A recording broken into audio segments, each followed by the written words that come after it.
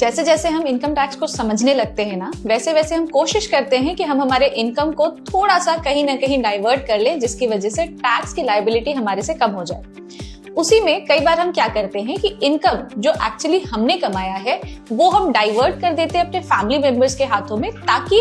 अगर मेरे हाथ में वो इनकम 30% पे टैक्सेबल हो रहा है तो देयर इज अ प्रोबेबिलिटी कि वही इनकम मेरे फैमिली मेंबर के हाथ में लोअर रेट पे टैक्स हो जाए। और ये बात इनकम टैक्स भी जानती है, क्योंकि इनकम टैक्स इस बात को समझती है और जानती है कि हमारे मन में ऐसी बातें आ सकती है। इनकम टैक्स ने कॉन्सेप्ट इंट्रोड्यूस किया ऑफ क्लबिंग ऑफ इनकम, जहां वो कहता है कि अगर इनकम मेरा था, मैंने अर्न करा था, तो वो किसी और के हाथ में अगर ट्रांसफर हो रहा है हु इज अ रिलेटिव, तो उनके केस में वो इनकम अल्टीमेटली मेरे ही हाथों में टैक्सेबल होगा। हस्बैंड ने एक इनकम जनरेट किया या उन्हें एक बिजनेस के अंदर प्रॉफिट हुआ और ये प्रॉफिट उन्होंने डाइवर्ट कर दिया टू देयर स्पाउस। अब स्पाउस के हाथ में वो इनकम भले दिखेगी और प्रोबेबली वो लोअर रेट पे टैक्स होगा, लेकिन अल्टीमेटली इनकम टैक्स कहता है कि वो प्रॉफिट क्योंकि हस्बैंड ने कमाया था, टैक्सेबल भी उन्हीं के हाथ में होगा।